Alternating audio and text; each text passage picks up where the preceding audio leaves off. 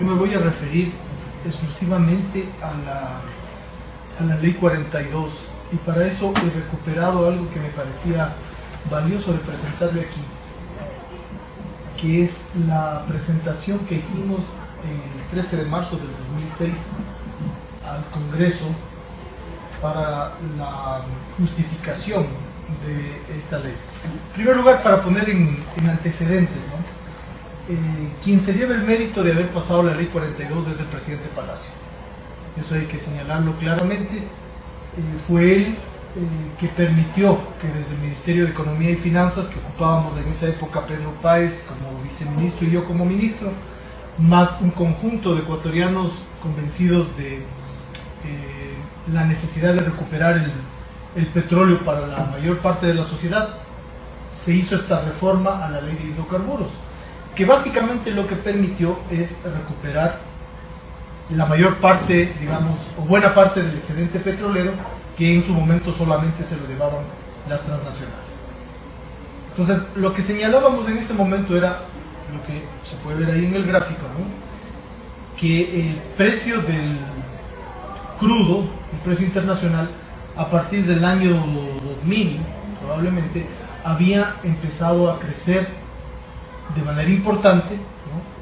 Y ya para marzo del 2006 se había colocado el precio internacional, el WTI, en 59,90, casi $60 por barril, y el Ecuador no se beneficiaba del incremento de los precios. Ese era básicamente el punto central.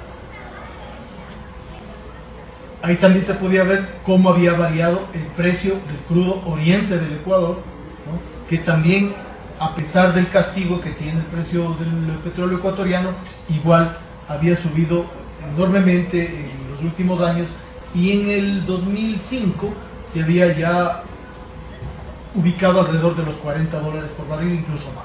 Pero nada de este incremento le beneficiaba a la sociedad ecuatoriana, al Estado. La mayor parte se llevaban las transnacionales del petróleo. En cambio, el gobierno sí pagaba los precios internacionales de los derivados. Y en el 2005, como se puede ver ahí, por ejemplo, el diésel se lo compraba a $79,81 por barril. Eso que implicaba que el subsidio por parte del Estado a los combustibles comprados internacionalmente crecía enormemente. El diésel, por ejemplo, estaba en 648 millones de dólares en el año 2005, el de la gasolina en 453 y así. O sea, de un lado, el gobierno no se beneficiaba del incremento de los precios del crudo, y del otro lado pagábamos los precios internacionales en la compra de derivados. La propia constitución de la época, que es la anterior constitución, la del año 98, en el artículo 247, remarcaba que los recursos del subsuelo son de propiedad inalienable e imprescriptible del Estado ecuatoriano, y su explotación debe realizarse en función de los intereses nacionales. Ahora, ¿cuál era el argumento básico que planteábamos para justificar esta reforma a la ley de hidrocarburos y recuperar parte del excedente petrolero? Decíamos que no se rompía en su momento el equilibrio económico de los contratos. Cuando los contratos se suscribieron con las transnacionales de exploración y explotación petrolera, ni el Estado ni las compañías petroleras previeron un incremento del precio del petróleo en las magnitudes que se había registrado en esa época. Recordemos que estamos hablando del año 2006. Y al no contar con una disposición legal que norme este aspecto, el país tenía un vacío legal y contractual que en el escenario de ese momento perjudicaba a los ecuatorianos, beneficiaba a las transnacionales porque se beneficiaban del incremento del precio del petróleo, pero no le beneficiaba de ninguna manera al Estado. La ley y los contratos vigentes en ese momento contemplaban normas y estipulaciones que protegían la estabilidad económica de los contratos a favor de las compañías, pero de ninguna manera le protegían al Estado ecuatoriano. Entonces, la ley 42, que modificaba la ley de hidrocarburos, pretendía normar para las partes estas fluctuaciones del precio del petróleo sin que se rompa el equilibrio económico de los contratos. Entonces, el objetivo de la ley, al momento de definir las ofertas y celebrar los contratos, las empresas petroleras calcularan una utilidad razonable sobre la base de un precio de equilibrio de los contratos que estaba muy por debajo del precio en el cual ya se había situado el precio internacional del crudo, y por tanto su tasa interna de retorno, su tasa de rentabilidad, su tasa de ganancia era extremadamente alta, en desmedro del Estado ecuatoriano. Un precio de referencia era de $15 por barril, cuando ya en el mercado internacional se había ubicado a finales del año, o en promedio para el año 2005, en 42,26. O sea, era una utilidad extremadamente alta, sin que de eso se beneficie la sociedad ecuatoriana. Bueno, este es el valor de las compañías petroleras, que creció en ese periodo también enormemente por el aumento del precio del petróleo, ¿no? Y entonces, vale también recordar que en ese momento había 9 contratos de participación, 7 de ellos habían sido renegociados, un contrato de prestación de servicios y 3 de campos marginales. La ley proponía 3 objetivos. En primer lugar, que los contratos futuros prevean que el Estado participe en las utilidades excesivas, en ese margen adicional de utilidades que no estaba participando por el aumento del precio del crudo a nivel internacional. Que en caso de que exista un contrato, que había uno, con una cláusula que favorezca al Estado, no podrá celebrarse otro en condiciones de menor o inferiores o menos favorables para el Estado, una cláusula de favorabilidad. Y que se restablezca el equilibrio económico en los contratos vigentes en los que no se había previsto la protección del equilibrio a favor del Estado. Todas las ganancias derivadas del aumento del precio del petróleo se lo llevaban las transnacionales. Entonces, nosotros argumentamos en todos los foros, debates que se tenían con expertos petroleros que defendían más bien el statu quo, y también ante el Congreso defendíamos que esta modificación legal garantizaba la seguridad jurídica para ambas partes. O sea, no solamente para las compañías, sino también para el Estado. Se respetaban las condiciones pactadas originalmente en los contratos, no se alteraba de ninguna manera, y se normaban los hechos que no estaban considerados en cuanto a la diferencia entre los precios de venta del petróleo actualmente vigentes en el mercado, o sea, en esa época, y aquellos vigentes a la fecha de suscripción de los contratos, que eran muy por debajo a los que había alcanzado el petróleo, y que sirvieron de base para determinar la rentabilidad esperada de los mismos. O sea, ya con los precios de alrededor de $20 por barril, las empresas transnacionales recuperaban los gastos, las inversiones, y tenían una utilidad razonable, peor todavía con precios que se ubicaron por sobre los $40 ya en el año 2005. Entonces, además se planteaba que la reforma no será de carácter retroactivo. En segundo lugar, se proponía a través de esta modificación sentar las bases para una política de Estado equitativo en materia petrolera, mediante la definición de reglas del juego claras para la explotación del petróleo en su calidad de patrimonio nacional.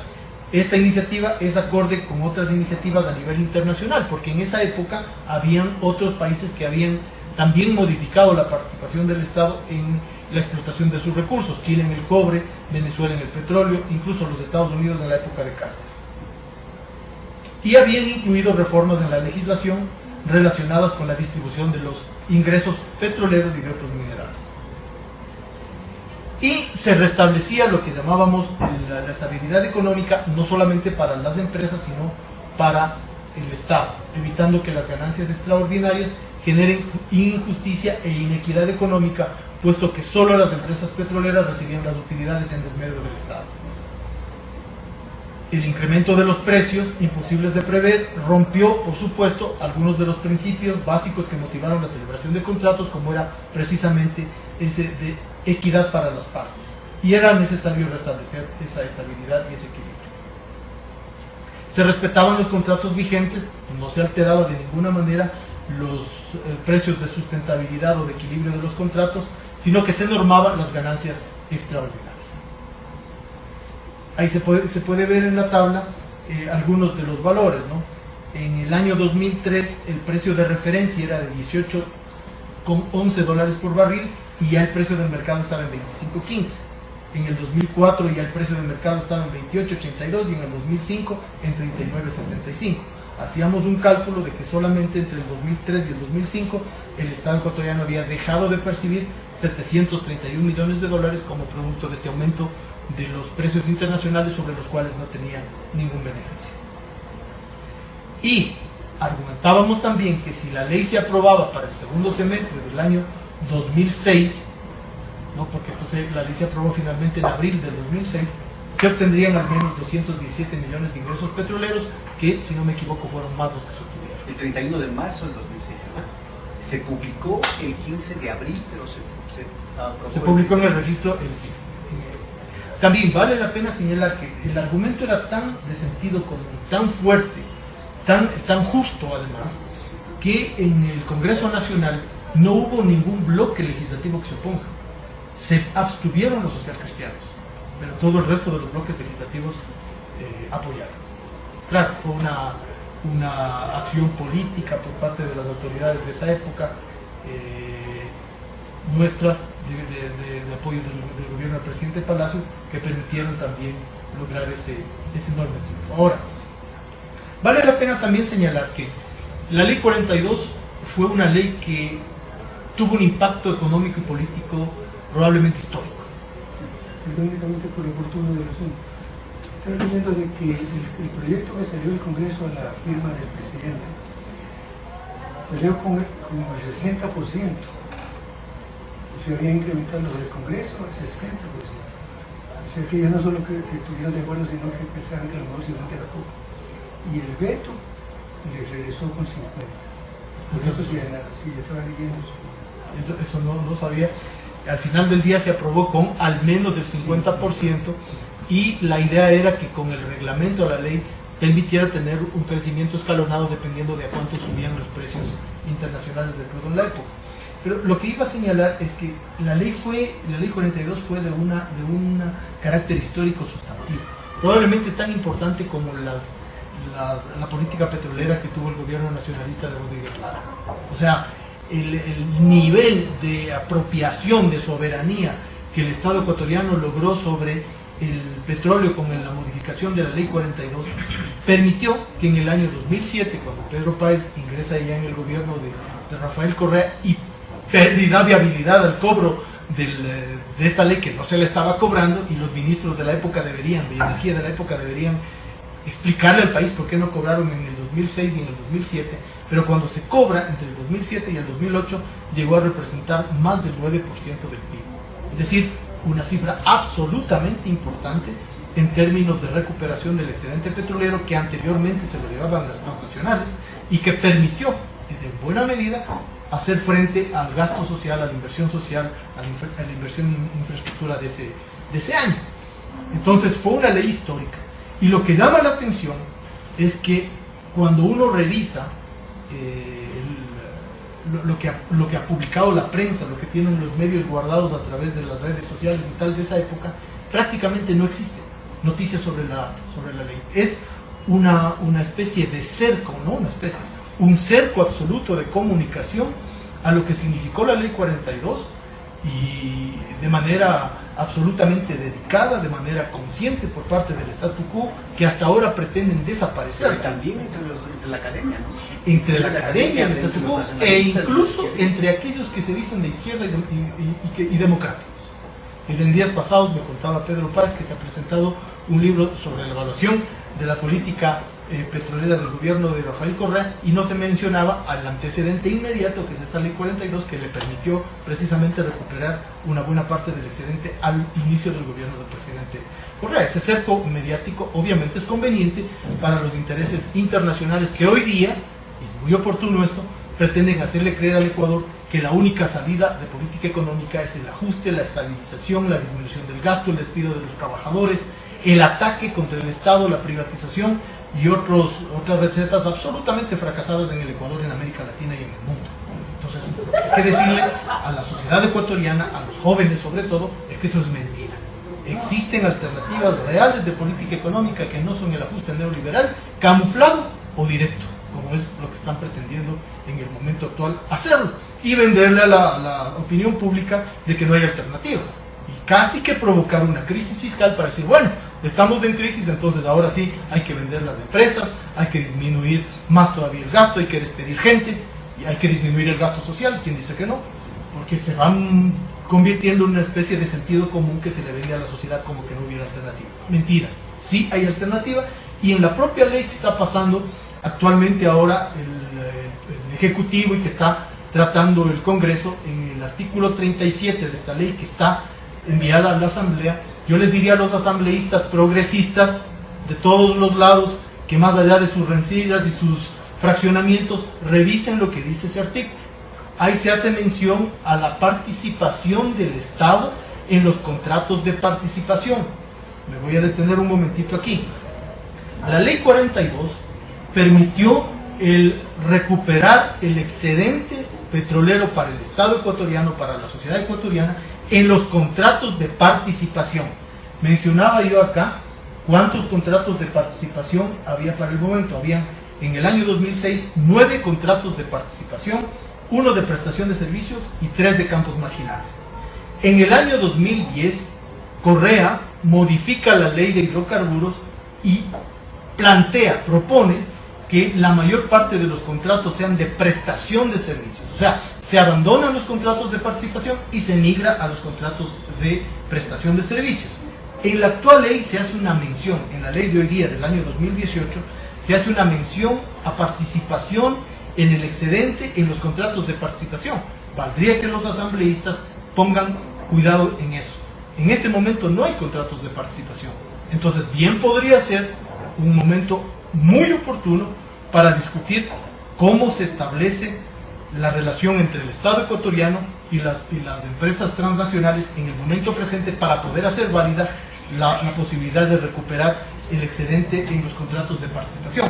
Vale también la pena señalar de paso que cuando se migra de los contratos de participación a los de prestación de servicios, se les reconoce a las transnacionales una tarifa elevada, muy elevada, en algunos contratos por sobre los $45 por barril, frente al anterior sistema en los que había una suerte de riesgo compartido, un precio de equilibrio de contratos bajo, del orden de los $20, quizá un poquito más en algunos casos, pero todo el excedente se dividía al menos en un 50% entre Estado y transnacionales. Entonces creo que también es oportuno este elemento. Simplemente quiero terminar señalando que a la ley 42 y al cerco mediático que le ha puesto el statu quo, vale la pena volverlo a recuperar en la discusión, porque en este nuevo momento de la política económica se realiza un ataque a todo lo anterior, como que todo lo anterior hubiera estado equivocado, pero con el ánimo no de hacer una crítica o una autocrítica de aquello que no lo hicimos bien o que nos faltó, sino con el ánimo de desmontar cualquier tipo de política económica activa en el sentido de favorecer a la mayor parte de la sociedad, con el ánimo de imponer sobre la opinión el criterio de que solo hay una forma de manejar la economía, que es la forma neoliberal, que es la forma no social, antisocial, antipatriótica en ese sentido, y de ir, aprovechando la circunstancia política, de ir metiendo el criterio de que solo el ajuste neoliberal, la estabilización, etcétera, son los mecanismos. No es así. El debate, el recordar el proceso petrolero que nos ha hecho hace un momento el ingeniero Segovia, y esto que estamos recordando de cómo fue pasada la ley 42, creo que nos permite poner en el escenario que si hay alternativas distintas a las que nos impone o nos quieren imponer los medios en alianza con los grandes grupos económicos. Es decir, si hacemos una evaluación solamente de cuánto significa esta remisión de los intereses en tributación que se está pasando en la nueva ley, son alrededor de $2.000 millones, y si a eso se añade también la remisión de intereses y multas sobre las deudas patronales, estaríamos bordando los $2.500 millones. $2.500 millones son 2.5% del PIB en un país que tiene alrededor del 4 o 5% de déficit. Ya solamente con eso bajaríamos al 2%. Es decir, en medio de que hay un problema fiscal, se les hace una enorme transferencia desde la sociedad a los mayores grupos empresariales, porque ni siquiera es a los emprendedores pequeños o a los profesionales, no, es a los grandes grupos económicos, a aquellos que tienen ingresos de más de 5 millones y sobre todo a los grandes grupos, incluso a aquellos, dice textualmente la ley, ubicados por el SRI como grupos económicos. Entonces, mientras por un lado se hace esa enorme transferencia, por otro lado se le quiere decir al Ecuador que es necesario ajustar, disminuir el gasto, expulsar trabajadores, bajar gasto corriente, disminuir salarios, etcétera, etcétera. Momento muy oportuno para volver a discutir política petrolera con carácter soberano, con carácter nacionalista, con carácter de apoyo o de beneficio para la sociedad. Creo que está en acá. Muchas gracias.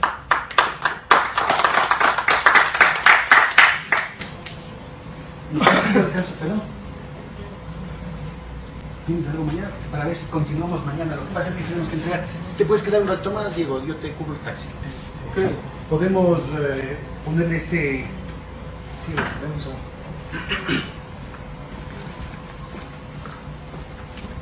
¿Sí dejaste la presentación? Sí.